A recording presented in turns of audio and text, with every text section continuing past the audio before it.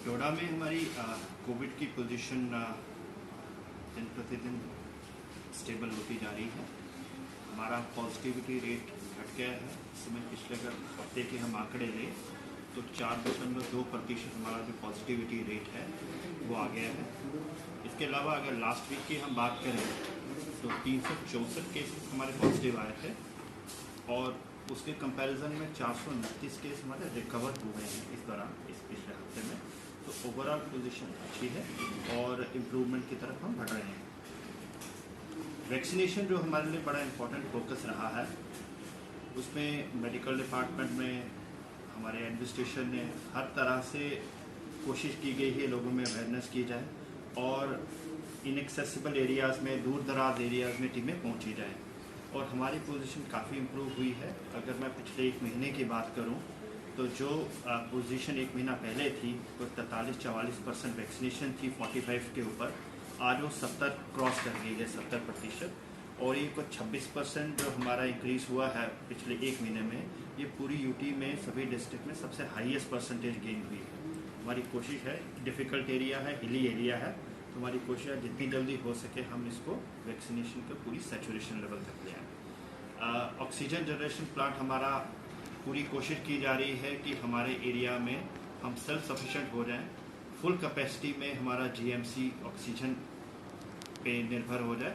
उसके लिए 750 एलपीएम का आपको ऑलरेडी पता है कि प्लांट हमारा ऑलरेडी कमीशन हो चुका है। उसके अलावा एक और 750 एलपीएम का हमारा सारा मटेरियल आ चुका है और कुछ ही दिन में उसकी कमीशनिंग स्टार्ट हो जाएगी।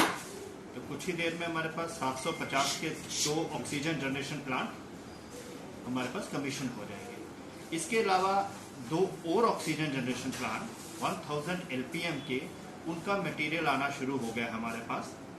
कुल मिला के 4 ऑक्सीजन जनरेशन प्लांट अरेंज हो चुके हैं, गवर्नमेंट ने हमारे लिए डोडा के लिए दिए हैं और ये चारों जो फुल कैपेसिटी पे काम करेंगे तो हमारे डोडा के फुल जो 300 बेडेड कैपेसिटी है वो पूरी की पूरी इसको ओवरलोड को टेक कर लेगी, जो हमारा डोडा का ऑक्सीजन जनरेशन प्लांट का लोड होगा।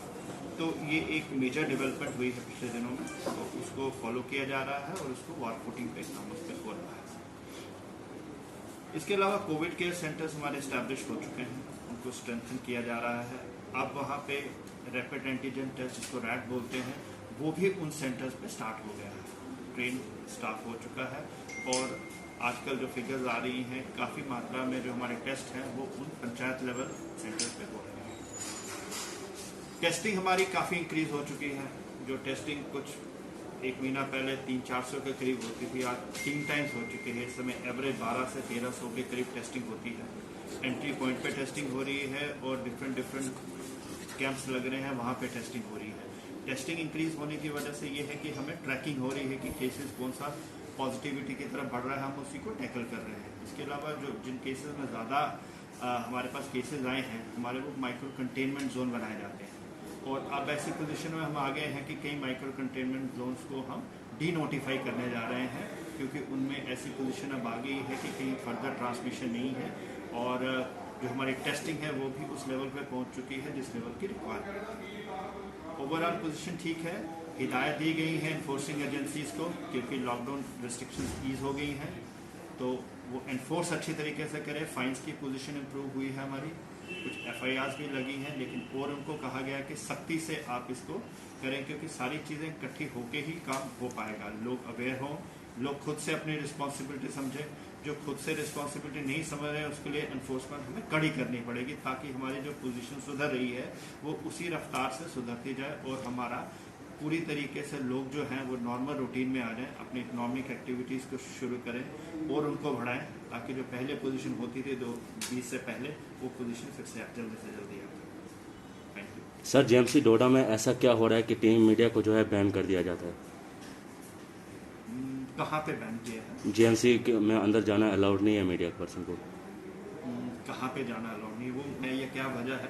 क्योंकि वो प्रिंसिपल जीएमसी को पता करना पड़ेगा उनके क्या कंस्ट्रेंट रहेंगे, किस पर्टिकुलर एस्पेक्ट के ऊपर कोई इशू आया है। सर, कोविड के दौरान जो है मार्केट में जो है फूड वेंडर्स जो है उनका जो है मनमानी से जो है रेट लिया जाता है। उनको एक प्रॉपर तरीके से लिस्ट नहीं दी गई है, जिसकी वजह से वो अपनी मर्जी से जो है जितने भी शॉपकीपर्स है, फूड ग्रोवर्स है या वेजिटेबल ग्रोवर्स है, वो अलग अलग से अपना रेट कर रहे हैं, जिसकी वजह से आवाम को जो काफ़ी मुश्किल का सामना करना पड़ रहा है। इसकी क्या वजह है कि उन्हें जो लिस्ट नहीं दी गई, कोई टीम नहीं मार्केट में चेकिंग हो रही है? जो कॉन्स्टिट्यूट हुई है और उनका ये काम है इसको रेट को इन्फोर्समेंट करना, जो कंसर्न डिपार्टमेंट्स हैं उनका मैंडेट है, उनका फ़र्ज़ बनता है।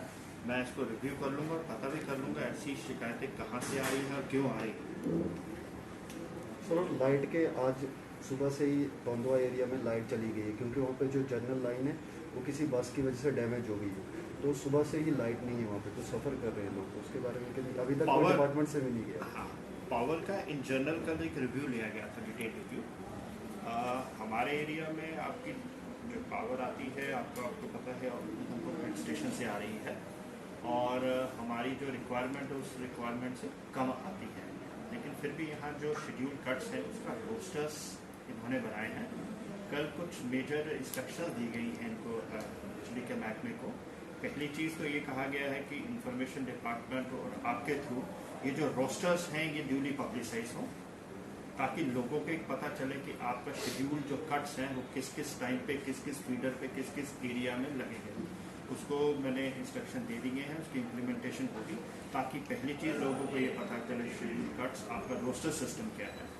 दूसरा इंस्ट्रक्शन ये दी गई है कि आपका जो कंट्रोल रूम है वो 24 घंटे चले और वहाँ पे प्रॉपर मेंटेनेंस हो, लॉगबुक हो, वहाँ पे जो भी शिकायत है वो दर्ज की जाए और सीनियर ऑफिसर्स वो जेई से लेकर एडब्ल्यू से एक्सीएन एससी तक और इवन एडमिनिस्ट्रेशन के लोग वो टाइम टू टाइम उसको चेक करें, पता करते रहें कि लोगों की जो प्रॉब्लम है वो रिकॉर्ड होती है कि नहीं, उनका सोल्यूशन होता है कि नहीं। और तीसरी चीज़ ये है और जिस पे ऑनरेबल एलजी साहब ने पूरा फोकस किया हुआ है वो ये है कि जिस एरिया से अगर आपका कोई ट्रांसफार्मर ख़राब होता है, तो बड़े सारे हमारे एरियाज़ हैं, उसके लिए फिक्स की गई कि 48 घंटे के अंदर रूरल एरियाज़ में और 8 घंटे के अंदर अंदर आपके अर्बन एरियाज़ में ठीक हो जाना चाहिए। अर्बन एरियाज़ में कोई दिक्कत नहीं आती, लेकिन रूरल एरियाज़ में कुछ हैबिटेशन को छोड़ के जो बड़ी दूर दराज हैं जहाँ हो सकता है 48 आवर्स में दिक्कत आती हो ठीक करने की, वो मैंने लिस्ट मंगाई है। मुझे बताया गया है कुछ 86 ऐसी हैबिटेशन है जहाँ बड़े दूर दराज हैं, यहाँ 48 घंटे में फिजिबिलिटी नहीं है,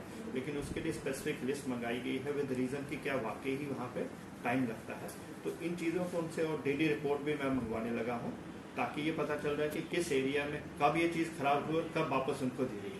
जब तक मॉनिटरिंग और सुपरविजन नहीं होगी क्लोजली तो ये चीज़ें इंप्रूव नहीं होगी। तो कोशिश है इन 4 चीज़ों से चीज़ें इंप्रूव होंगी और हमारा सिस्टम थोड़ा अकाउंटेबल और ज़्यादा होगा और रिस्पॉन्सिबल भी।